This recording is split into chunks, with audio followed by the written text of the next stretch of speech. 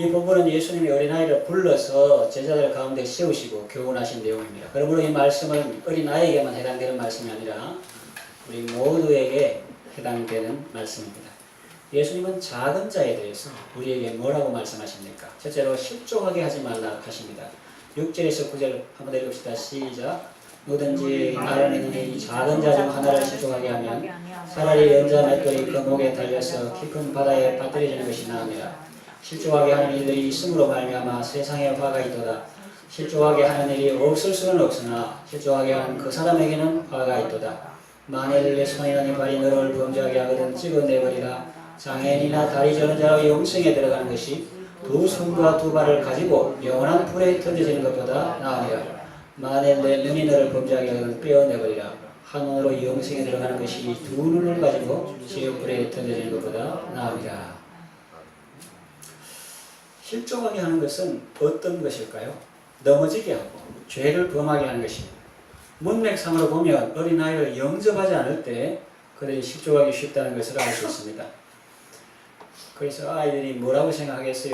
저 사람들은 예수님의 제자들이면서도 왜 예수님께 가려는 우리를 가로막는 거지? 소심한 아이는 마음속으로 위축될 것이고 예수님에 대한 마음을 닫을 것입니다. 예수님에 대해 마음을 닫으면 그 아이의 미래가 어떻게 되겠습니까? 소심한 아이 말고 좀 더 대담한 아이는 어떨까요? 대놓고 분노하고 욕하겠죠. 이것은 다 그들을 넘어지게 하고 죄를 범하게 하는 것입니다. 물론 실족한 본인에게 불행이지만은 그를 실족하게 한 사람의 죄는 큽니다. 어느 정도냐? 그렇게 하는 것보다는 차라리 연자 맷돌이 그 목에 달려서 깊은 바다에 빠뜨려지는 것이 낫다고 말씀하십니다. 아주 충격적인 말씀입니다. 예수님이 이런 말씀하실 수 있나 생각할 정도로 충격적인 말씀입니다. 사람들은 육신의 죽음을 큰 일로 생각하지만 지옥의 형벌은 그와 비교할 수 없을 정도로 크다는 의미 아니겠습니까? 사람들은 암을 두려워합니다. 그런데 예수님은 죄를 더 두려워하라고 말씀하십니다. 자신이 죄를 지어서도 안 되지만 다른 사람을 죄 짓게 하는 일을 해서는 더 안 된다는 말씀입니다. 우리의 자녀들이나 어린아이들은 또 어떨 때 실족할까요? 우리가 그들과 함께 하지 않거나 서로 돌보지 않고 무리한 요구를 할 때입니다. 그러면 아이들은 낙심하고 좌절하고 분노합니다. 성경은 우리에게 자녀들을 낙심하게 만들고 분노하게 만들고 노엽게 하지 말라고 하셨습니다. 아비들아 자녀들을 노엽게 하지 말고 오직 주의 교양과 훈계로 양육하라고 했습니다. 말씀대로 양육하지 않고 자기 기분대로 감정대로 때리거나 윽박지를 때 자녀들은 분노합니다. 우리 엄마는 기준이 없어 그렇게 하죠. 자녀들 앞에서 교회를 비난하거나 사람들을 비난하는 일을 하지 마십시오. 그들이 교회에 대해 고마움을 가지도록 성도들에 대해서 좋은 마음을 가지도록 좋은 모습을 많이 보고 듣게 해 주십시오. 그것은 자녀에게 복을 지고 가게 하는 것입니다. 교회나 성도에 대한 부모의 말 한마디가 자녀의 영혼을 살릴 수도 있고 죽일 수도 있습니다. 중간에서 역할을 잘해야 합니다. 넘어지게 하는 일은 하지 마시고 일으켜주고 세워주고 손잡아주고 북돋워주는 일을 하시기 바랍니다. 두 번째 어린아이를 통해서 주시는 교훈은 업신여기지 말라고 하십니다. 10절 읽읍시다. 시작. 삼가 이 작은 자 중에 하나도 업신여기지 말라. 너희에게 말하노니 그들의 천사들이 하늘에서 하늘에 계신 내 아버지 얼굴을 항상 배웠느니라.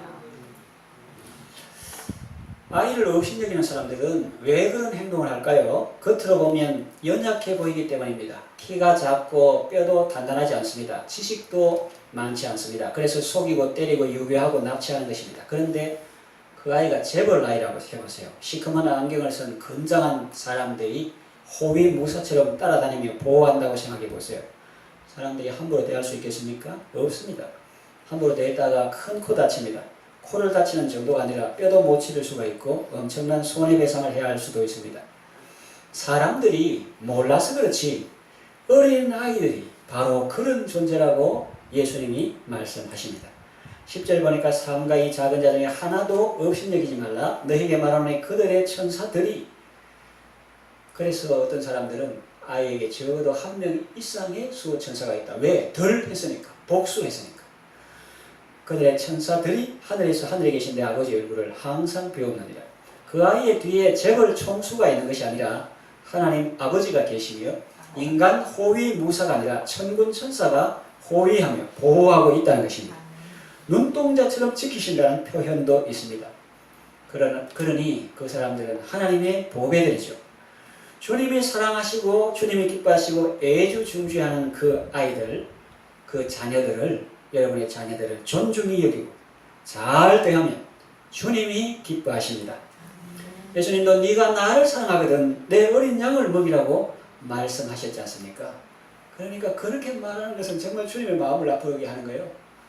내가 주님을 사랑합니다. 그럼 주님이 속으로 말하겠습니다. 이 말하겠죠. 네가 나를 사랑하거든 네 자녀를 좀 사랑해라. 혹은 주일 학생들을 좀 사랑해라. 네 목원들을 좀 사랑해라. 나는 주님을 사랑하지요.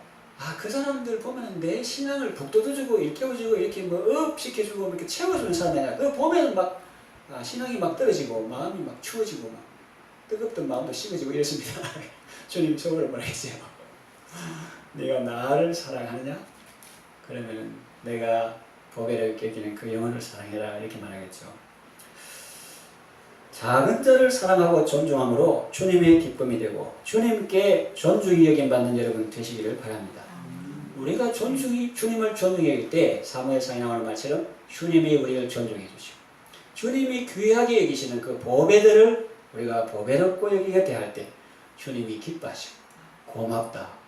네가 내 마음을 어찌 알고 내가 해줘야 되는데 네가 해주니까 참 고맙다 이렇게 하시겠죠. 세 번째 어린아이 교훈은 잃어버리지 말랍니다. 11절에서 14절인데 11절은 견부한 숫자, 어깨 붙인 숫자 3이 있고 괄호가 없으면 하는데 그 3 밑에 난 외주에 보면은 어떤 사본에 11절 인자가 온 것은 이런 자를 구원하려 함이니라 어떤 사본에 있다는 거예요. 그럼 우리는 나오는 12절에서 14절까지 읽겠습니다. 시작.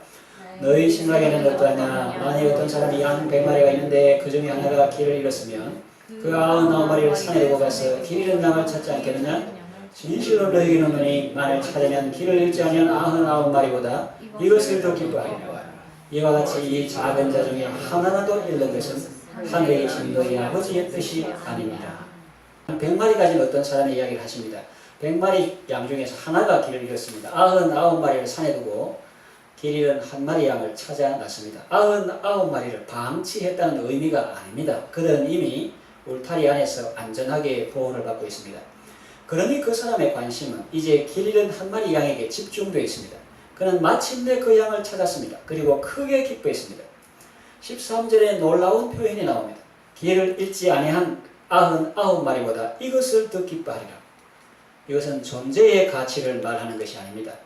다시 찾은 한 마리 양이 우리 안에 있는 99보다 더 가치 있다는 의미가 아닙니다. 우리 안에 안전하게 있는 양인들 어찌 귀하지 않겠습니까? 그러므로 이 말씀은 존재의 가치를 말하는 것이 아니라 기쁨의 크기를 말하는 것입니다. 이런 양을 찾은 기쁨이 그만큼 크다는 말입니다. 이것이 목자의 심정입니다. 아버지의 마음입니다. 10손가락 깨물어 안 아픈 손가락 없지만 특별히 다친 손가락이 더 아프고 마음이 쓰이는 것이죠. 그 아픈 손가락이 나아서 건강하게 되면 그 기쁨과 만족감은 이루 말할 수가 없습니다. 여러분 마술에 어떨 때 제가 이 손톱이 시커멓게 된 때가 있어요. 제가 바보스럽고 미래해가지고 일이 많다 보니까 지하주 자장에서 문을 쾅 닫았는데 손을 찍었어요. 그러니까 시커멓게 다른 사람 보면 무섭다 하더라고요. 그런데 이게 감사한 거는 세월이 지나니까 조금씩 차라가는 거예요. 그러니까 시커먼 건 없어지고 이렇게 되는데 그 손가락 그거 나아서 건강하게 되면 그 기쁨과 만족감 이루 말할 수 없다. 편하고 또 다른 사람 보이기도 쉽고 우리는 작은 자에 대한 아버지의 마음을 알고 아버지의 심정으로 그들을 대해야 하겠습니다. 작은 자 중 하나라도 잃는 것은 하늘에 계신 우리 아버지의 뜻이 아닙니다. 작은 자들을 실족하게 하거나 업신여기지 말아야 합니다.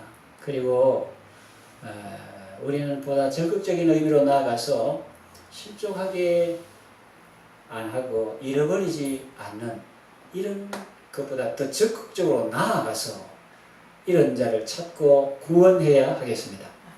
실족하여 넘어져 있는 사람의 손을 잡아 일으켜 주어야 합니다. 사람들에게 업신여김 받고 무시당하여 많이 위축되고 살아갈 용기마저 잃어버린 그들을 찾아서 사랑의 눈길과 배려의 손길로 산에 있는 예수님의 목장으로 인도해야 합니다. 그곳은 안전하고 풍요로운 것입니다. 이런 영혼에 특별히 관심을 가지고 그들의 구원을 위해 기도하고 힘써 주님께로 인도해야 합니다. 다니엘서 11장 3절에 많은 사람을 옳은 대로 돌아오게 한 자는 별과 같이 영원토록 빛날 것입니다. 이제 말씀을 정리하며 마칩니다. 작은 자에 대한 예수님의 가르침을 마음에 잘 새겨서 주님이 기뻐하시는 아름다운 삶을 살아가시기를 바랍니다. 그들을 실족하게 하는 것이 아니라 그들을 세워주고, 그들을 업신여기는 것이 아니라 그들을 존중하며, 그들을 잃어버리는 것이 아니라 찾아서 구원하는 참으로 지혜롭고 복된 삶을 살아가시기를 바랍니다.